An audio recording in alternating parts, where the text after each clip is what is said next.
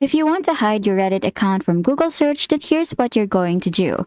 This setting prevents Google and other search engines from indexing your user profile page.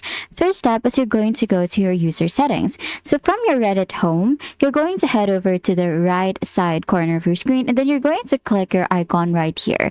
This will open your profile menu. Now once you click on that, you're just going to scroll down until you find settings. You're going to click on settings, and then from here, you're just going to head over to the privacy tab. So in your privacy tab, this is often found on the left hand menu on your desktop, or you can also find it right here at the top just below the settings. So it really depends on the layout of your desktop Reddit. Now from here, you're going to scroll down, and then you're going to toggle off this show up in results. In search results, this will not allow search engines like Google to link to your profile in their search results. So this will inhibit that. So you're going to toggle this off, and then that's it.